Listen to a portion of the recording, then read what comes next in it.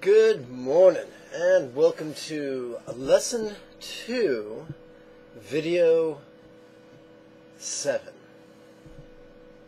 So here's the deal. This is a video from my meditation channel.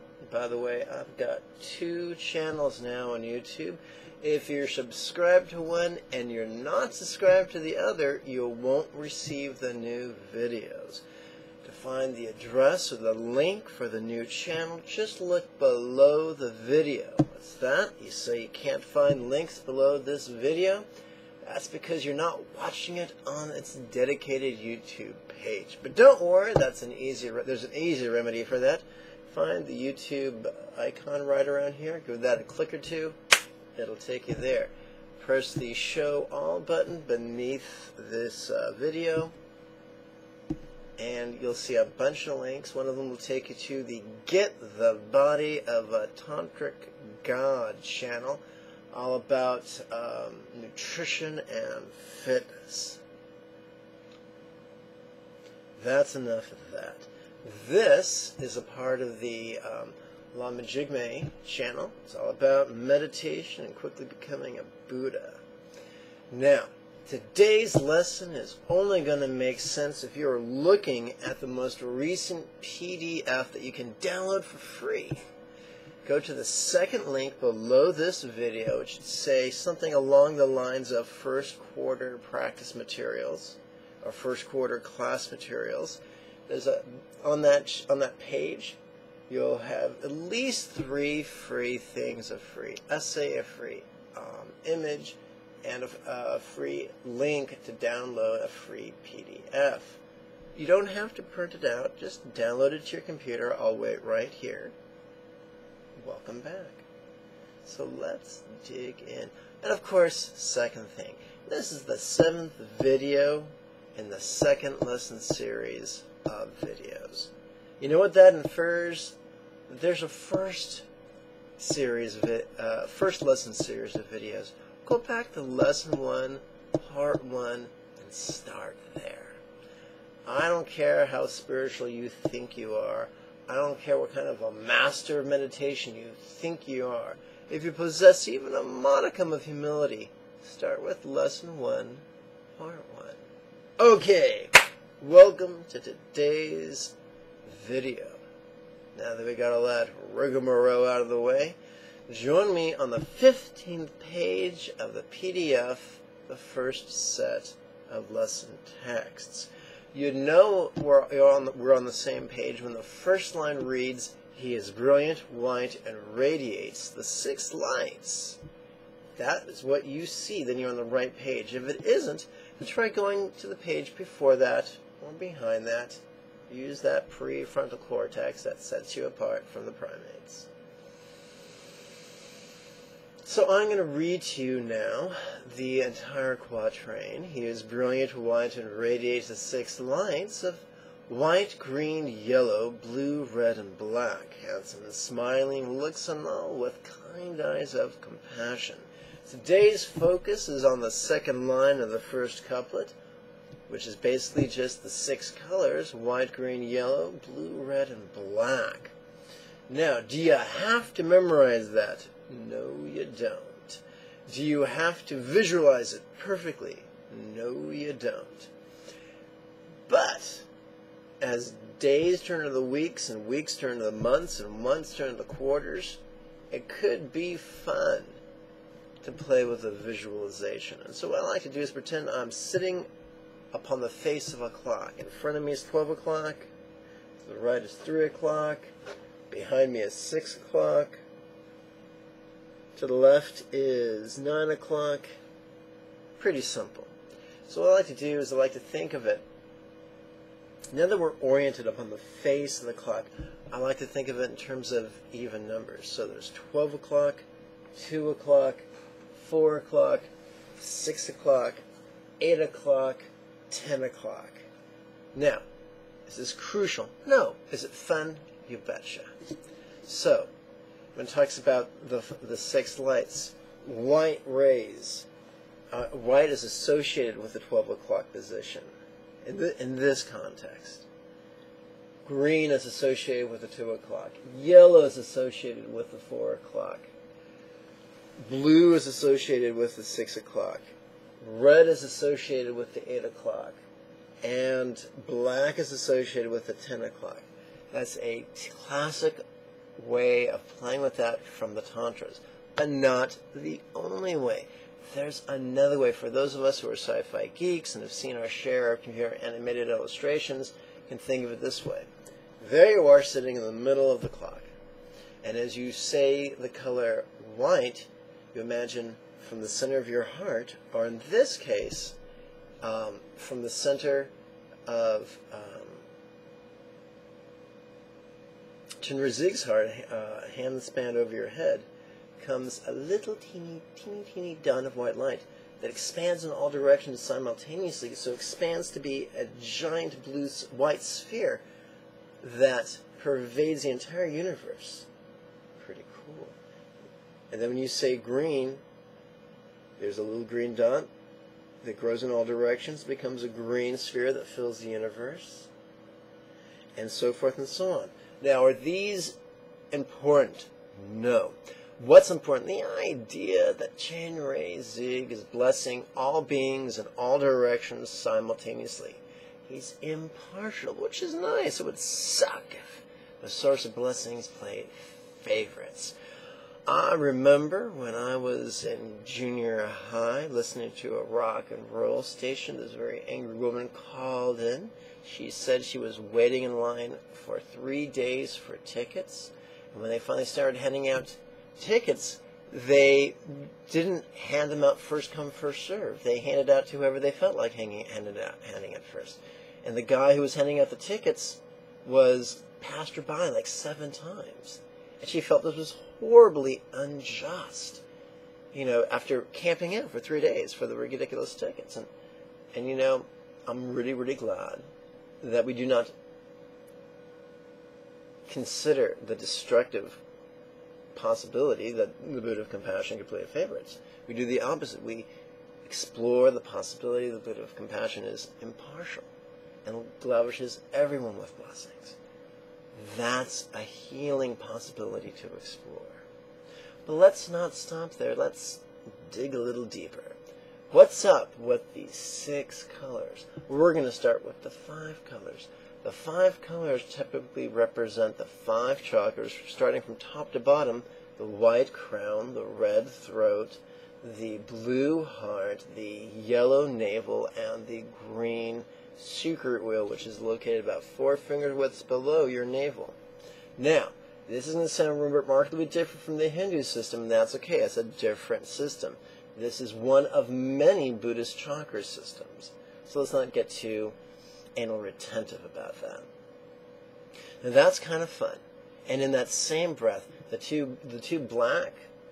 black refers to either the sex tip chakra that intersects the clitoris at its most sensitive point, or intersects the penis at its most sensitive point, depending upon your gender. And the black also represents the sex root chakra that either intersects your G-spot or your prostate, depending, of course, upon whether you're a man or a woman. Yes, yes, yes. Welcome to Dirty Sexual Tantra. And Dirty Buddhist Tantra. Anyway, these things are great.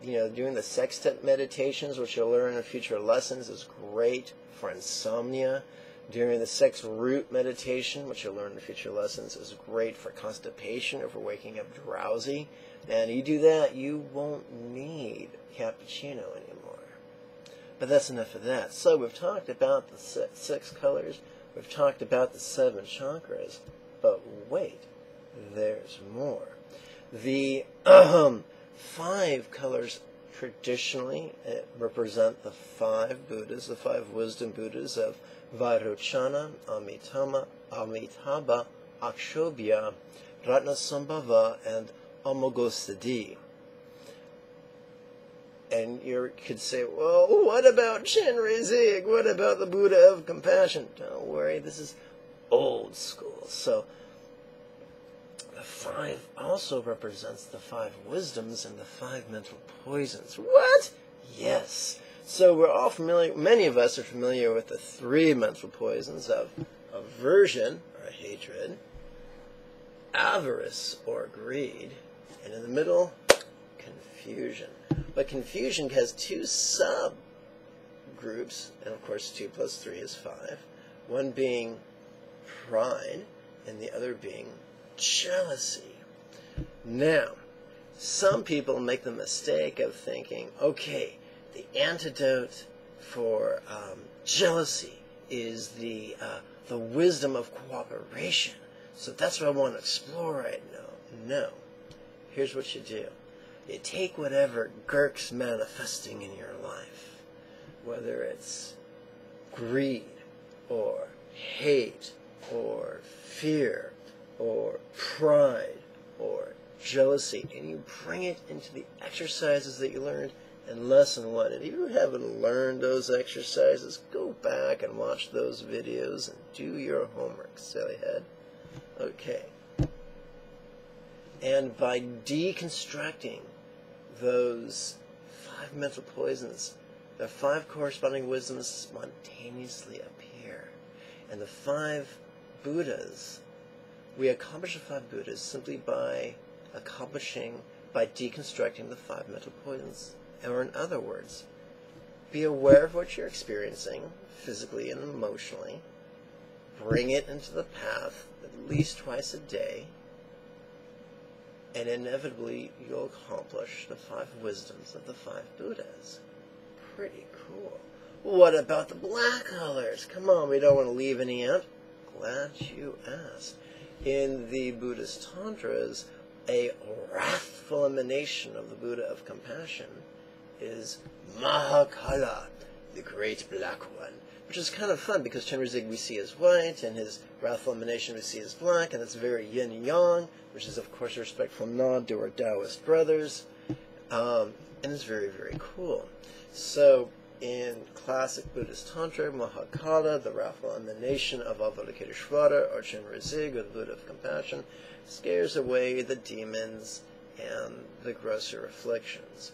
However, in this system that you're learning, this lineage, we keep it simple. We just worry about one Buddha and his 4-armed emanation. We worry about his, concern ourselves with his one mantra and the essence of all his prayer, the single essence of all his teachings, the union of love and letting go. We keep it simple. Very, very simple. But what's nice to know is that not only is Chenrezig, we were doing is reminded of the possibility that not only can or could Chenrezig bless all beings in all directions simultaneously, but he can heal all our challenges. He can heal our rage. He can heal our greed. He can heal our cowardice. He can heal our pride, our self-centeredness, our narcissism. He can heal our jealousy, our competitiveness, our ruthlessness. He can heal all of it. He's not busy judging us. He's busy blessing us. Now, is that something you got to believe? Not at all. Belief leads to rigidity. Rigidity leads to intolerance. Intolerance leads to hate. And hate leads to suffering. And nobody wants that. Not even good old Yoda sitting on Dagobah. No one wants that. So we entertain this image because it reminds us not to confuse the Buddha of compassion with an angry, flawed parent who might have been resentful or petty or cruel or foolish or shown favoritism. It's a huge mistake to go into any spiritual system and confuse the evolved beings that you rely upon with mother and father. That never ends well. So someone could say, what if I'm an atheist? What if I only believe in death after life? No problem. Use this, practice this allegorically, practice this as if this was a Jungian archetype to say I'm exploring, freedom. I'm exploring the idea that I could possess the key to unlock the vault to all my dreams, and all those blessings could be available to me without partiality. They could heal every one of my challenges and replace them with their blessed antidote. Once again, I don't recommend belief, but these are fun and empowering possibilities to consider. Let me check the timer real quick. This lesson's been 15 minutes. That's plenty for today. So, I want to express my gratitude to everyone who watches my videos, all my videos, who does their homework, who makes donations. That's how we monks survive. And everyone who attends a weekly webinar. May you and yours be healthy and happy. Om Mani Padme Hum. Before I go, I want to remind you to find the like button, and just below the bottom left-hand corner of your screen, that's a little thumbs up icon. You click that. That'll reveal 3 social network buttons. That's it. I think one's Facebook, and one's Twitter, and one's Google+. Give them each a click. That'd be lovely. Of course, we already talked about that second link below the video. The first link allows you to register for the next series of weekly webinars. It begins Friday, November 2nd. I'll see you there. Bye-bye.